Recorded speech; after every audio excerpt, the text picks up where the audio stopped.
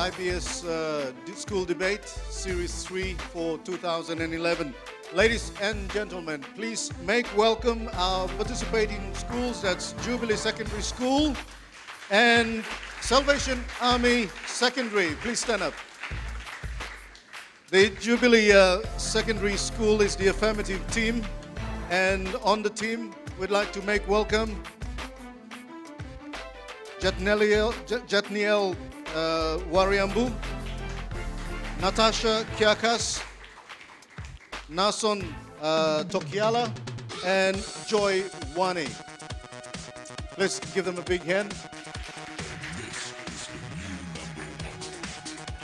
And from Salvation Army, please welcome Valerie Wafi. That's the first speaker. Laura Joseph, Christopher Keta, and Bernard Margin. And these are the participating team from Salvation Army, and they will be going against the topic, squatter settlements in cities and towns in PNG should be removed, while Jubilee Secondary is for settlements in cities and towns in PNG to remain. Okay, sorry, to be removed. They are for the topic. So, ladies and gentlemen, boys and girls, teachers, please make welcome the first speaker from the from Jubilee Secondary School, Jatniel Wariambu, to introduce his team members and his presentation, of course. Thank you.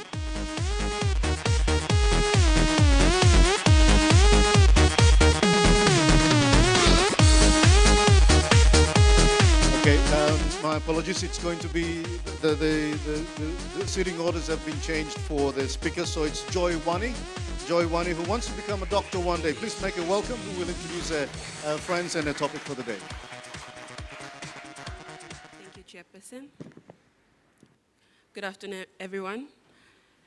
My name is Joy Wani, and I am the first speaker of the affirmative team.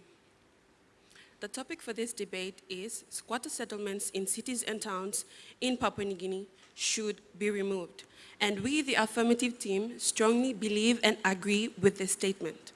Before I proceed onto my arguments, let me introduce my fellow team members and their roles for this debate. I, as the first speaker, will be talking about the economical aspects with regards to squatter settlements. Our second speaker, Nason Toakila, will be talking about the health aspects with regards to squatter settlements.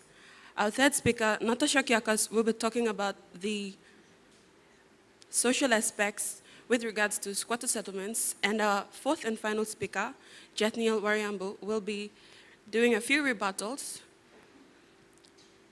summarizing the team's case line and making a few recommendations. Now, moving on to my argument, before I argue, let me introduce the topic. According to the Concise Dictionary, Oxford Dictionary, squatter settlements can be defined as a residential area which has been developed without, let me repeat, which have been developed without any legal claims to the land and or permission from concerned authorities. That is, we can say, for example, customary landowners or city councils. As a result of this semi-legal state or illegal status, infrastructure and services are usually inadequate. Basic services such as water, sanitation, electricity, roads, schools, marketplaces, etc. are inadequate.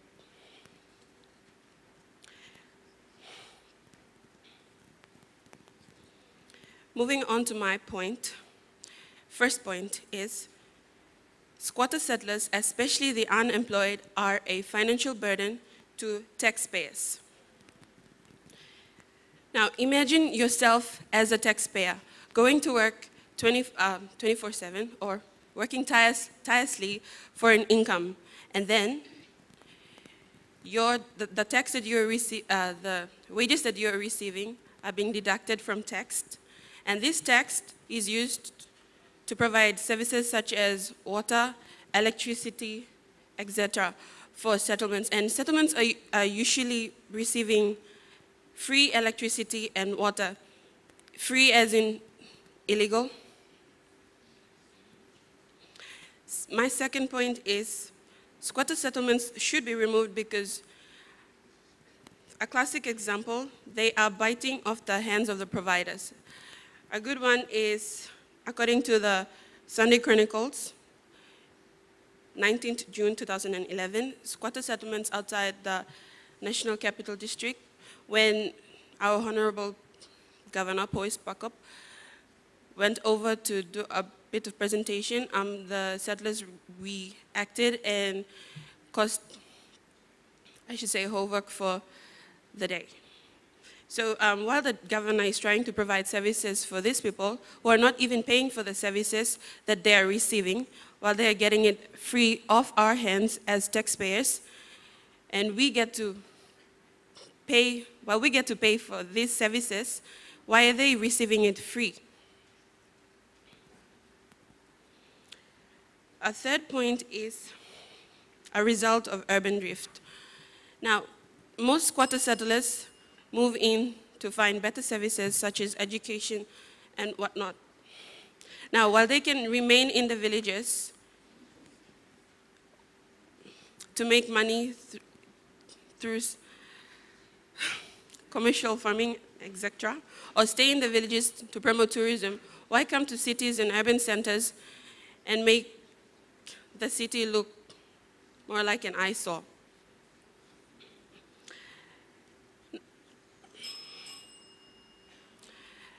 As the first speaker of the affirmative team, we strongly believe and argue that squatter settlements in cities and towns should be removed.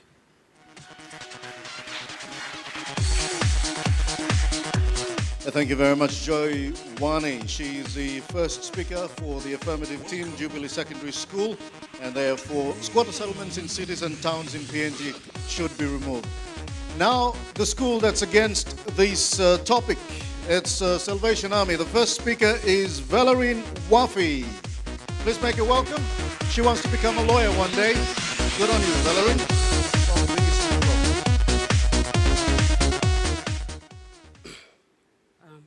Good morning, judges, timekeeper, the affirmative team, audience, and everyone in general. We, the opposition team, have gone against the topic squatter settlements in cities and towns in PNG should be removed. I, Valerine Wafi, as the first speaker of the opposition team, will basically be outlining the team's case and stating our stand in the argument. Before I proceed further, I would like to rebut on the first affirmative speaker's statement. It was stated that squatter settlements in towns and cities in PNG should be removed because of financial burden to our government, free legal electricity and water, and about the reaction taking place. Well, they have their own reasons to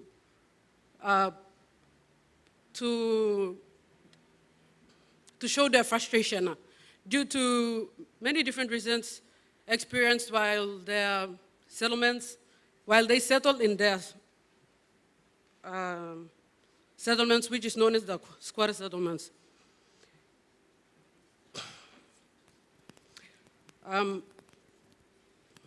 According to the Oxford Learner's Dictionary, squatter simply means use of an occupied land for living without permission or paying rent. Settlement simply states that it is made up of people and houses established in a new area where people have lived before. Cities and towns could be defined as large important places with many houses, shops, offices, and other buildings where people can engage themselves in any sort of employment to earn an income for sustainable livelihood. And should be removed simply states that it is to get rid of something. And further on to our team's case, we, the opposition, strongly believe that squatter settlements in cities and towns in PNG should not be removed but reorganized. That is simply, and reorganized simply means the settlement should be built in a very formal standard, such as reconstruct, add more basic infrastructure, redesign, etc. Our second speaker, Laura Joseph, will be stressing on the economical point of view, which is the relation to the resources used or the money spent based on our team's case, while our third speaker, Christopher Keta, will stress on the social, which is to do with the society and its organization, and the political aspects. That's to do with anything that relates to the government and the public affairs of our country. Our fourth and final speaker, Bennett Marjan, will simply summarize the team's case. In conclusion, that is why we, the opposition, oppose the topic by simply stating that squatter settlements in cities and towns in PNG should not be removed but be reorganized. Thank you. Thank you very much. The first speaker from the team that's going against the topic, Salvation Army, that's Valerie Wafi. I'd like now to call the second speaker for the affirmative team, and that's Nason Tokiala, to come out and do his presentation. And Nason is from the Eastern Britain province, and he would like to become an architect one day. Please give him a big hand.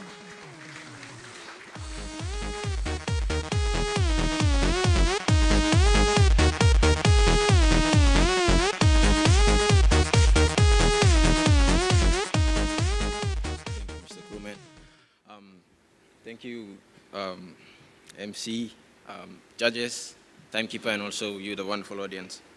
As the second speaker mentioned before by the first speaker, I'll be speaking to you about the health aspect of squatter settlements.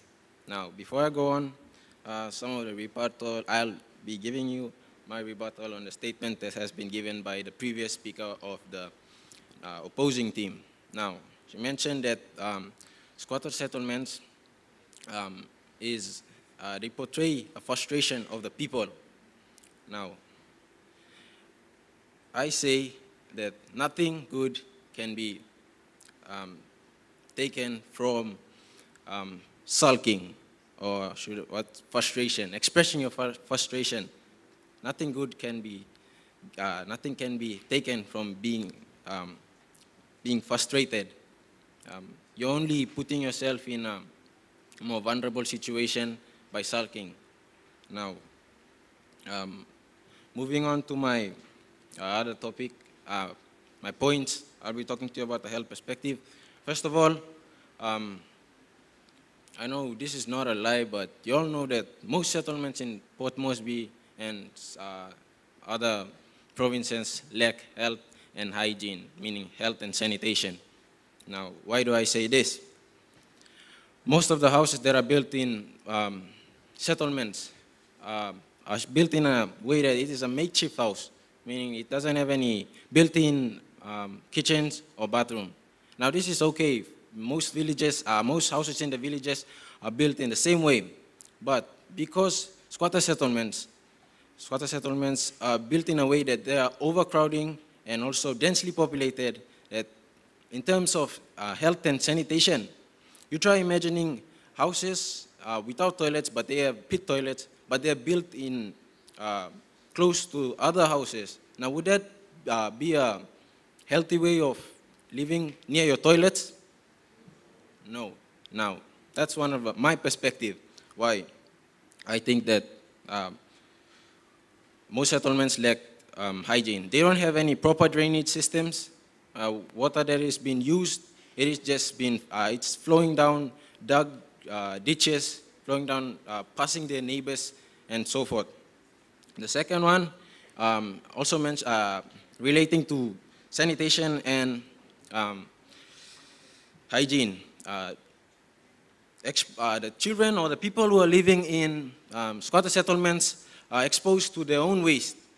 As I mentioned before, people who are living near in settlements, they're exposed to their own waste because they have their toilets near them, the kitchens and stuff, the drainage, whatever, sewage, it's flowing down just right past their own neighbors. Now, would you want to live in that kind of environment? Okay, moving on. Now, most of the settlement people, or squatter settlers, they are unemployed. And I'm not saying all of them are unemployed, some of them are. Now they resort to fast money schemes. These fast money schemes, examples of this are manufacturing of illegal intoxicated substances such as homebrew, distribution of marijuana, and also selling foodstuffs which are not properly prepared by the hand, which can be hygienic to some of the consumers. Now you may be thinking that the idea I'm putting behind these points is that squatter settlers are disgusting people or they are a disease to our society. But I would like to make clear to you that most of the squatter settlers, they're good people, they're decent people, and my heart goes out to them. But it's just the conditions that they are living in is that it puts their own health at risk and also their children. Do you want your future leaders to be living in settlements and also suffering from exposure to diseases? You wouldn't want that. Now, my point is that our idea about squatter settlers is that they are not different from us. They are the same people. They're decent people. They're trying to make their own decent living. But they have to know what the lifestyle of a settlement is. Where a lifestyle of settlement is unhygienic and can be hazardous to their own health.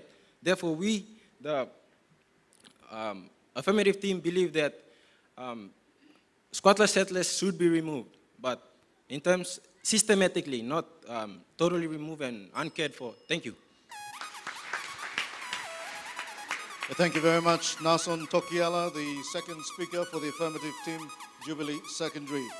And we have the second speaker from Salvation Army who is against the topic, squatter settlements in cities and towns in PNG should be removed, Laura Joseph. She's the autonomous region of, she's from the autonomous region of Bougainville, and she wants to become a lawyer one day. Well done.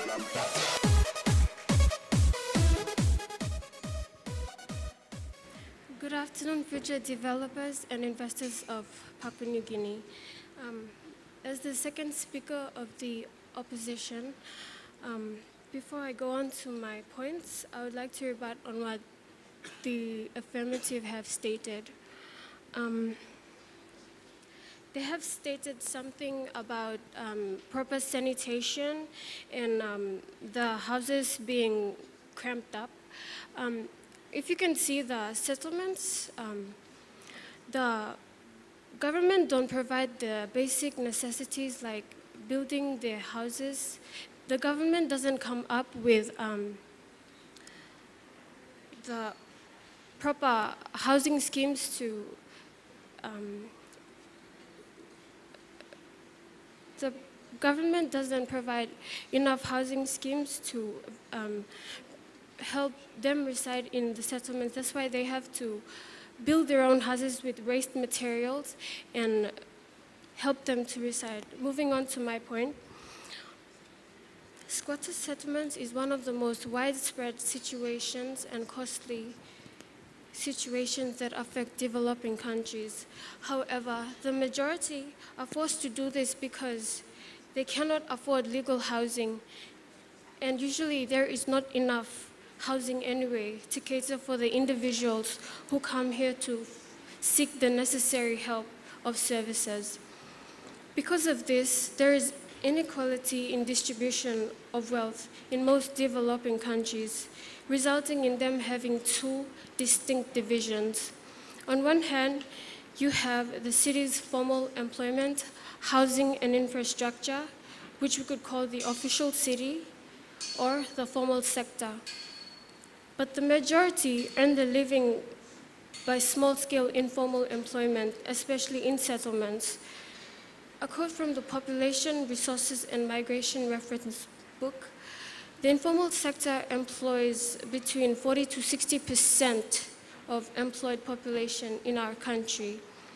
Now, just to clarify the two figures that I have given, 40% represent the formal sector and 60% represent the informal sector.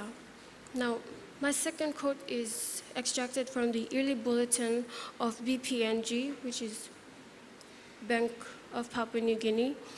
It states that the 60% of the employed population in our country, which is the informal sector, contributes about 80% to the economic growth of this country. Now, imagine if you were to take this 80%, remove them from our country. Imagine the effect it would have on our economy. Moving on, the unofficial city or the informal sector is a set of legal business activities that are socially desirable and an avenue for long-term economic growth. They would include the market which sells fresh produce, the bus service that takes you from point A to point B, the taxi service which takes you straight to the comfort of your doorstep, the taka shop that runs 24/7 when Vision City closes at 9, the shoe shiners, the bottle collectors, the craft sellers, the food sellers, the flower and plant sellers. All these people encourage business and industry in our country. And where do you think they come from?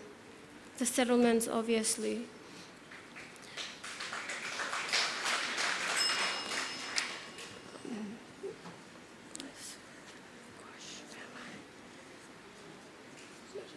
To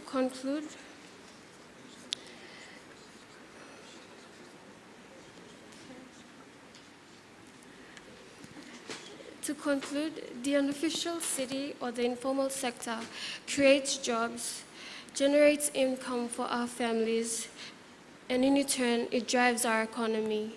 That being said, as the second speaker of the opposition team, strongly believe that squatter settlements in towns and cities of PNG should not be removed but be reorganized. Thank you very much to Laura Joseph. Now let's move over to the affirmative team and listen to their third speaker, and that's Natasha Kiakas, who is representing Jubilee Secondary School. Natasha, thank you very much for attending and participating. She's from Enga Province, and she wants to be a politician one day, so good on you. Good afternoon, judges, the timekeeper, the MC, the audience, my fellow opposing teammates, and the people watching on TV. Oh, yeah, my mom too. Yeah, she's watching. The social aspect of us having settlements in our cities and towns. Okay, the first question you would probably ask someone, okay, are you afraid living near a settlement? Most people would say yes. Okay, I'm saying most, and I repeat, most criminals are bred in squatter settlements. Okay.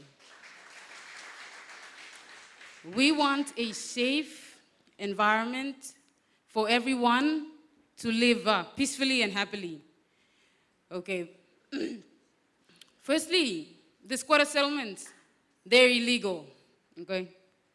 To report on some of the few points made by the opposing team, they're illegal. Okay. That's the bottom line. Okay. They're settling on state land. They do not own that land. Okay. They don't own it. Okay.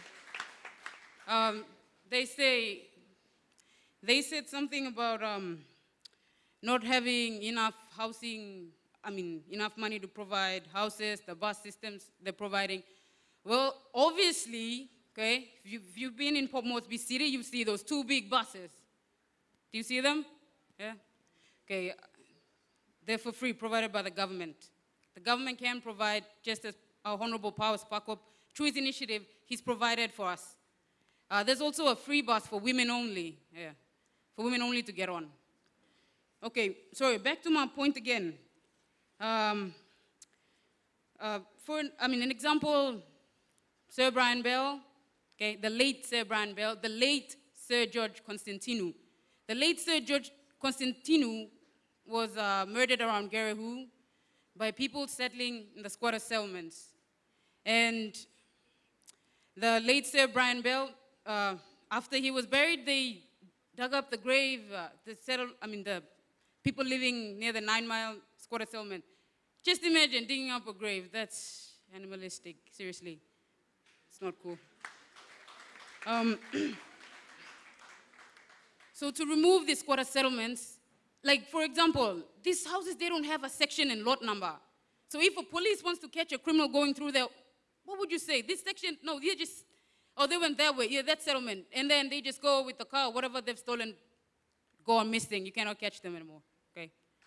That's one of the reasons why we should remove squatter settlements. Systematically, okay? We're not saying, on humanitarian ground, okay? I'm a citizen of this country, and I care about people living in squatter settlements also. I'm not saying that we should get rid of them and, just leave them out. No, they're not animals, they're human beings. So systematically, we remove them first, give government time to care for them. We're doing it for their own good. See, the way they're living, they're so cramped up, everything's together. It's not a good setting for them too. So we're doing it for their own benefit and for our own.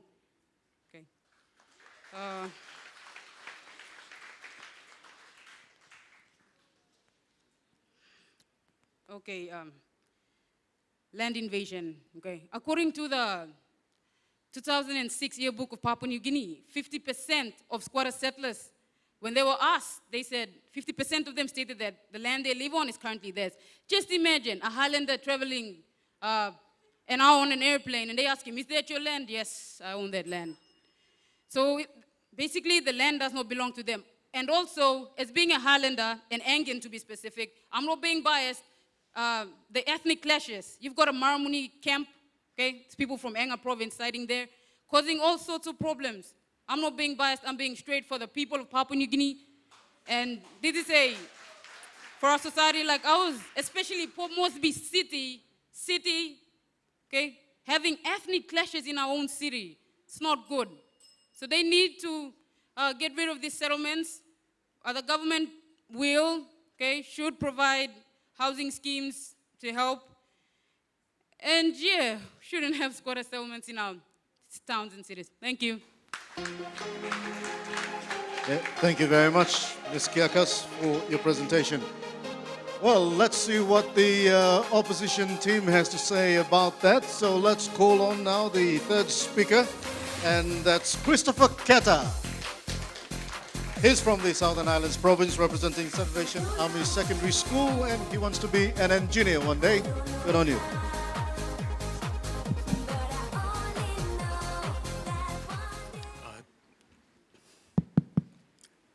Hello, thank you everyone for being here. My name is Christopher Keta. I'll be talking about the political aspect and the social aspect on the topic, should settlements be removed in towns and cities in Papua New Guinea? But before I move on, I would like to rebut on some points the third speaker of the affirmative team have stated. She mentioned something about criminals living in settlements. Yeah, actually, I won't deny it. Criminals live in settlements, but they are a minority. They are not the majority living in settlements. Majority of people are law-abiding citizens that they live in settlements.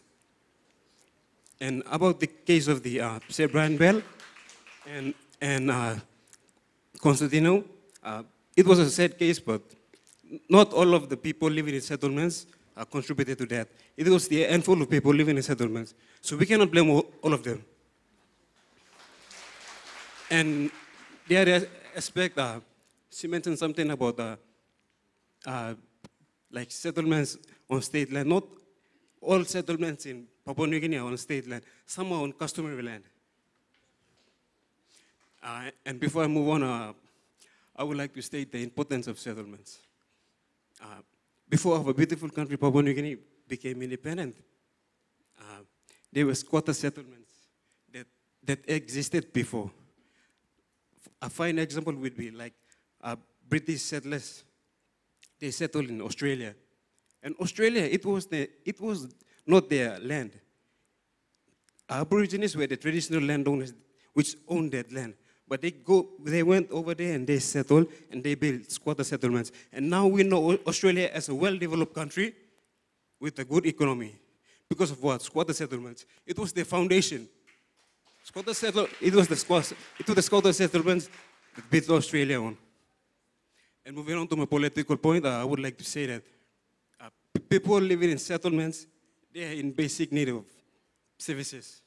And they understand that, and they need proper services like water supply, power supply, and proper sanitation. And they understand that, and they will vote good leaders for them to represent them. That's why they will vote good leaders, and that will represent them, and that will provide them with the services. And if we remove the people in the squatter settlements, solely there will be a social unrest. Solely they will resist. They won't, because they live, some of them they live many years in the squatter settlements, and if you want to remove them, they will solely resist. And when they resist, there will be a nationwide strike against the government. And when there's a nationwide strike, it will cause a political pressure to the government. The government will be pressured because there will be a nationwide strike against the government. And when the government is pressured, it will like cause a political instability, because some of the politicians in the government, they receive votes from people in the squatter settlements. And like, they receive votes from people in the squatter settlements, and like, if they are removed, then they will go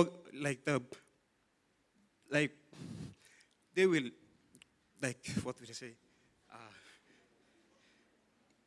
If they are removed, some of the politicians will agree with their colleagues. And like they will go against them, and it will cause a political instability. And when there's political instability, investors won't have confidence to come and invest in our country. And also there will be a vote of no confidence. So there will be a high political risk that the government will be taking if they want to remove the settlement. And on the social aspect, there are many school children living in the settlement, and if you remove them, they are the future and hope of this country. Where will they go if you remove them? And the other thing is that there are many talented people living in the settlements. As you know, our band squatters of Morata. You see, if the squatter settlements are removed, then the talented people of this country, we won't know they're the talent.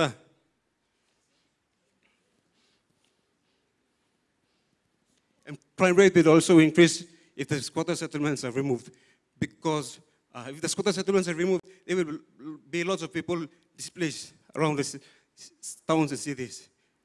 And they will have no place to go, and they will like roam around the streets, and they will like steal to survive.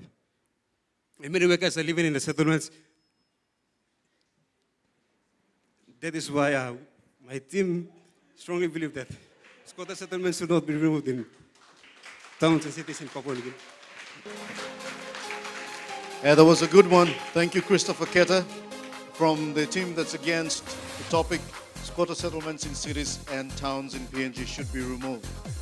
We're going now to the fourth and final speaker from the affirmative team. And this is just a reminder, the affirmative speaker has 10 minutes to do his presentation, to put his side on the good side of the adjudicating team. So they are busy writing. So please make welcome our final presenter from Jubilee School, Mr. Wariambu. He wants to be a soldier one day. Good on you. Good afternoon, judges, the handsome chairperson, and also the audience and those watching on television as well. Good afternoon to you all. Okay, I personally believe that settlements in towns and cities in Papua New Guinea should be removed. So before I go on to talk about my point, I was sitting down there and I was listening to a couple of points that were mentioned by the negative team, and I have a lot of rebuttals to do. So please pay attention. Okay, the first speaker said that instead of removing settlements, they should be improving the standards of living in the settlements. Well, let me ask you a question. Why would they even improve the living standards in the settlement when the land that they're living on is not even theirs? Because if you look up the definition of the word squatter in a dictionary, a squatter settlement is an illegal settlement. They don't own the land that they're living on. Okay. the second speaker of the affirmative team mentioned something about the government not providing proper housing schemes. Why not you, instead of we sitting down and whining and crying like little babies, we get up and we tap into housing schemes such as the SBDC, instead of just sitting down and waiting for the government or the employees to provide housing for you. We should be looking into such, we shouldn't be relying. We should be, we Papua New Guineans, we have an attitude where we're always reliable. We should be standing up and being, we have the attitude of being unreliable, dependent. We should start being independent, fighting for our own rights. We should be standing up for ourselves instead of waiting for the government to give us handouts. Okay. The second speaker for the affirmative team also mentioned something about selling foods, because they don't have the money to survive in the city, they go and sell foods. Okay, let me ask you something. If you go into a Coca-Cola or SP Brewery or one of this RD Tuna Cannery, if you go into those places, they provide or they make food stuff. They have proper guidelines and instructions set that this is how you would make this produce these products. But if you go to a settlement or if you go to a house, the mother who's mixing the ice block, she doesn't know how much ice block she's going to put in. She just judges it by just looking at it, and if it's okay, then that's the amount she's going to add in. And probably she didn't even wash her hand when she was making the ice block. Okay, and there was an incident. I was walking along the road some time ago, and I saw the guy who was washing some containers in the river. The drain. And I was wondering to myself, what is this guy doing? And some time ago when I was in grade 10, my social science teacher asked me this question. Do you know where the people who said, he asked us, do you guys buy drinks on the street, the cordial and stuff on the street, water? And a majority of my classmates put their hands up. And then he got up and asked us, do you know where they get the containers from? It's probably the ones they're collecting on the streets, then they go and wash it in the drain and they give it for you to drink. Okay, and the third speaker, he also mentioned something that Australia was, the settlers that came across to Australia, they didn't own the land when they came across. Well, Australia was already a British territory when they came across. So technically, that was their land. Okay, I would like to re-emphasize on the points that my fellow debaters from the government side have mentioned, that squatter settlements should be removed. Because let's look at the health aspects of it. If someone who lives in a settlement, he gets cholera, and then he passes it, and then there's a cholera outbreak in the settlement, right? Okay, we have a government worker, someone who works in the government department, but somehow he ends up living in the settlement. And then he takes the cholera bacteria with him to his office, and then he gives it to his workmate. Okay, the workmate goes back home, he passes it on to his wife and the children, and they take it out again. The wife goes onto the street and gives it to the street mates, and the children take it to school and pass it on to the schoolmates. So you see, this is something that we should really take into consideration, because if we do not take it into consideration now, we might end up with a very, very big disaster.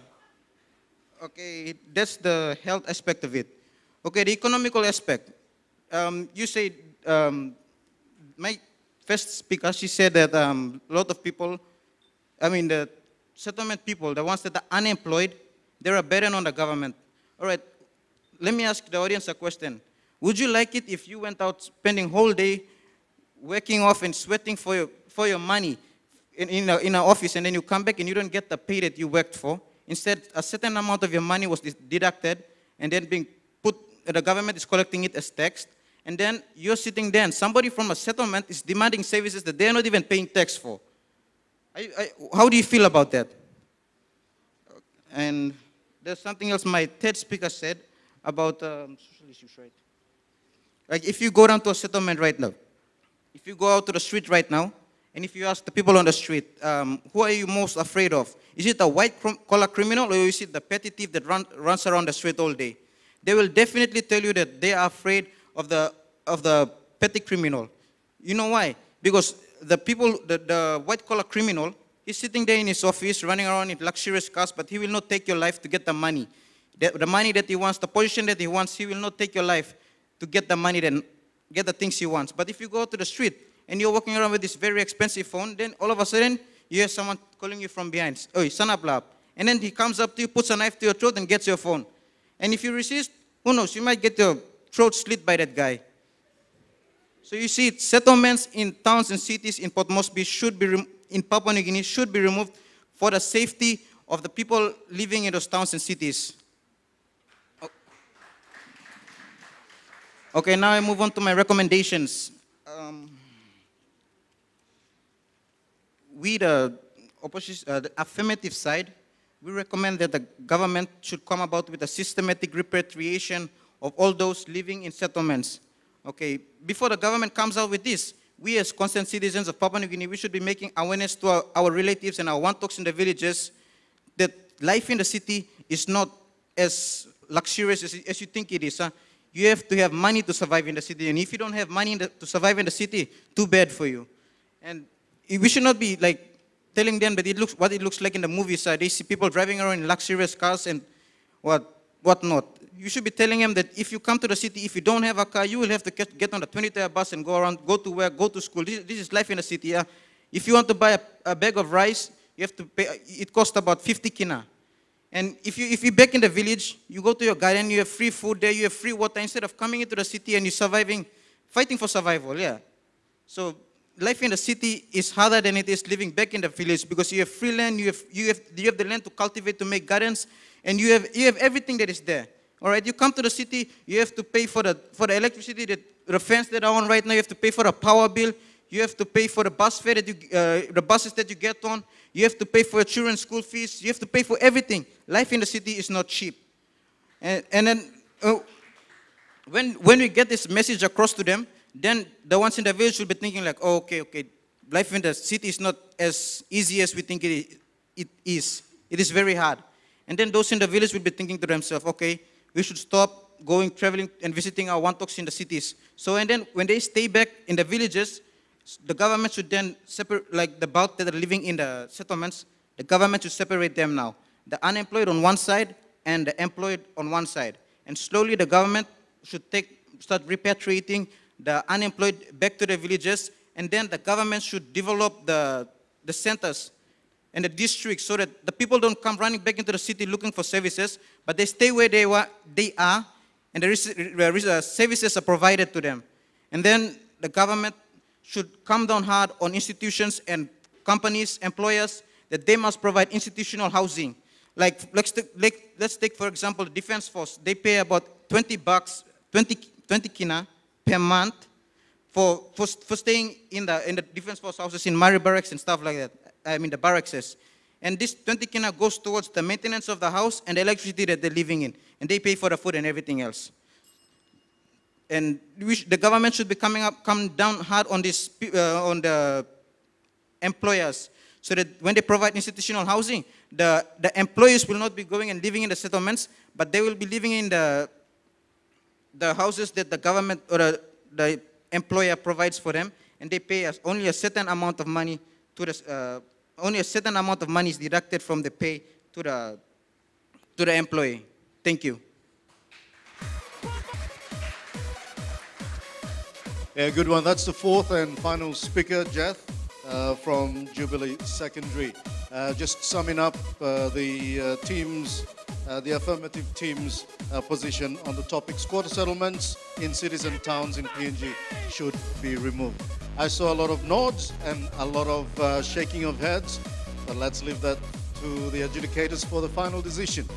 When we listen to after we listen to our final speaker from the opposition team, Salvation Army, please make welcome Bernard Margin. Thank you very much, Bernard.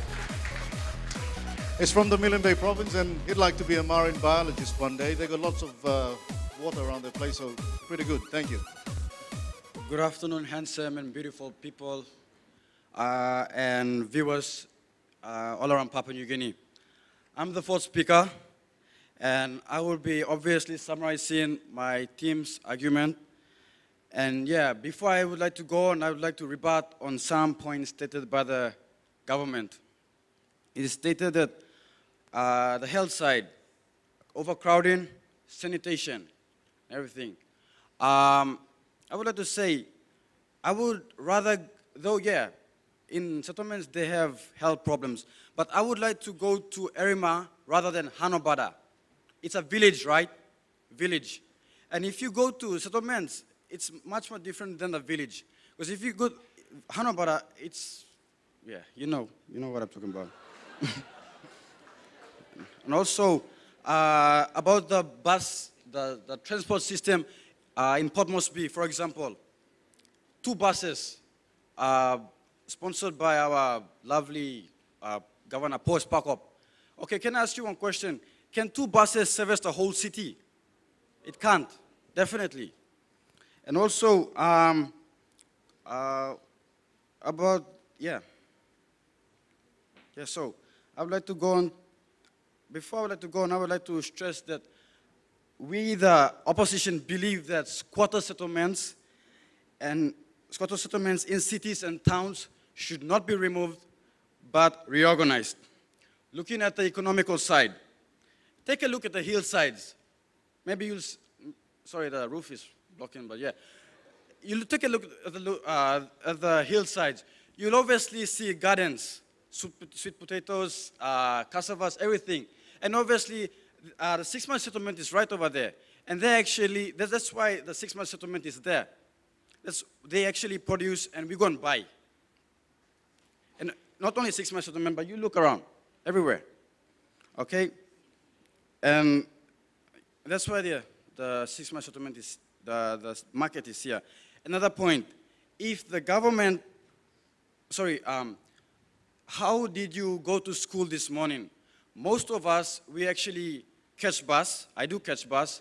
And only like some of us, we get our private vehicles and go.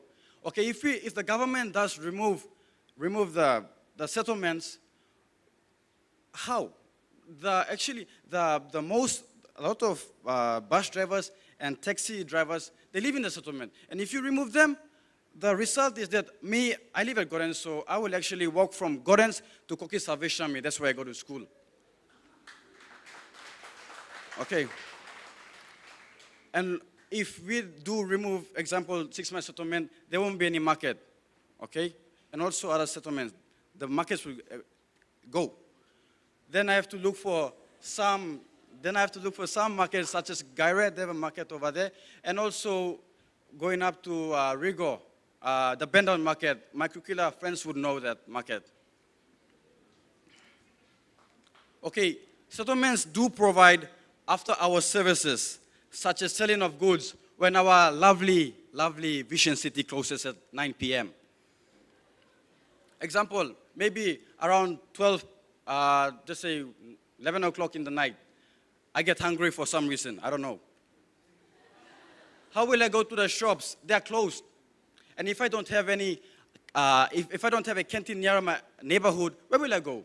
The settlements. I'll go buy my tin fish and rice, I go back to the house, cook, and I eat, thanks to the settlements.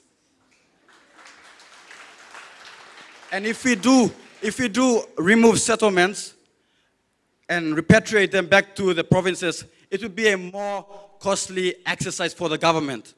How? Repatriating people back to the government is very, very expensive. And they wouldn't waste the time on those little issues. They'll rather concentrate on big issues affecting Papua New Guinea.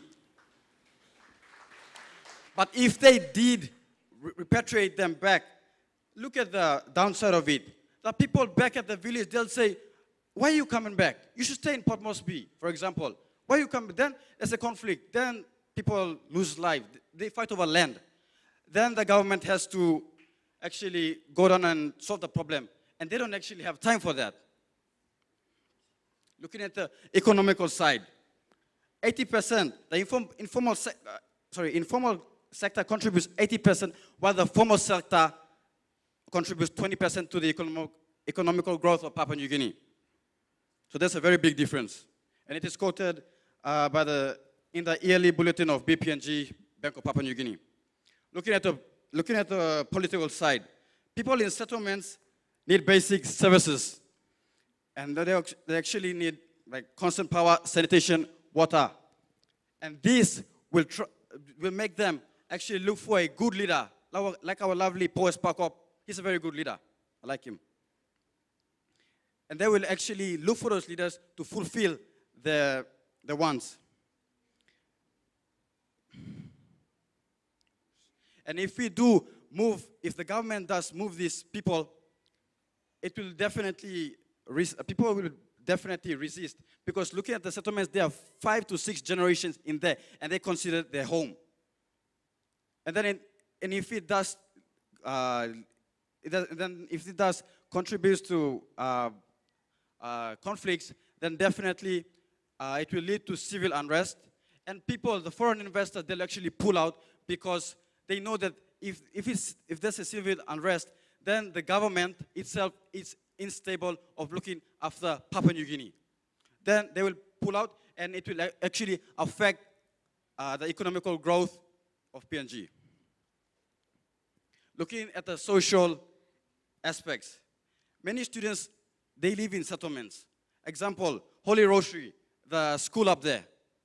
A lot of these students reside in the settlements. And if the government removes them, there will be a mass decrease in the population of the school. Why? Because a lot of people live in the settlements, a lot of students, mind you. Okay? And because they don't have any homes, they will go.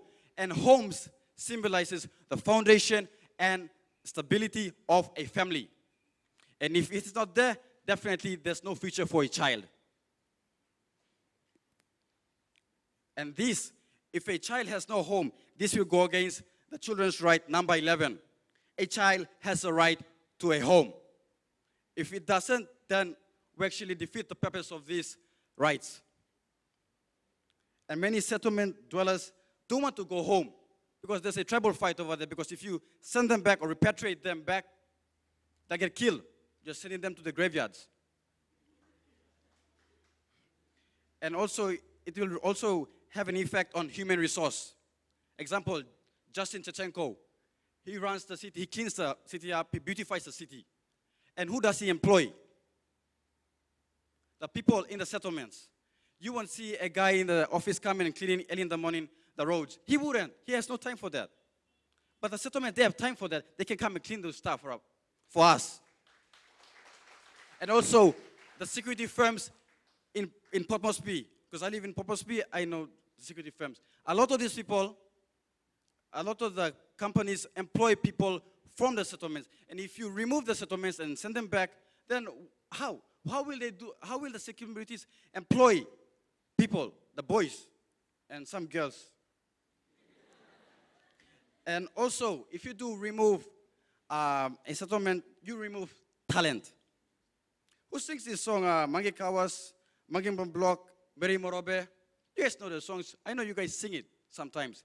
The squatters of Morata. If the government actually removed them 5-10 years ago, there wouldn't be any squatters. We wouldn't be singing Mary Wan Talk. We wouldn't be singing that today. And these are some things you have to think about.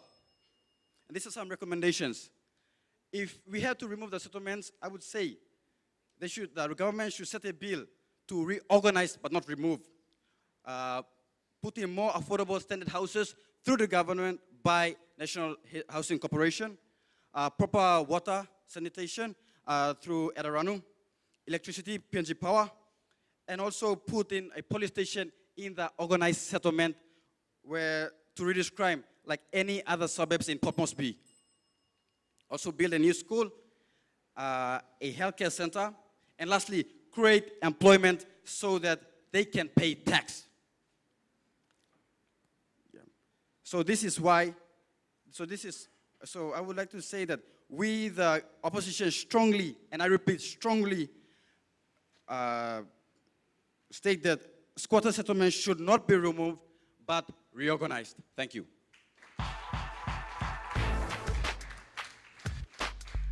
And there you have it. That's the fourth and the final speaker for the team that's against the topic. Squatter settlements in cities and towns in PNG should be removed. Bernard Margin, please give him a big hand. Well, we've come to the end of this round, and I'd like to take this opportunity to thank the participating schools. That's Salvation Army, who is against the topic, and the affirmative team, going for the topic from Jubilee Secondary. Please give them a big hand. I'd like to just say thank you to Jeff Wariambu, Natasha Kiakas, Nason Tokiala, and Joy Wani from Jubilee Secondary. Also, thank you to Valerie Wafi, Laura Joseph, Christopher Ketta, and Benath Margin. Please give them a big hand. There you go.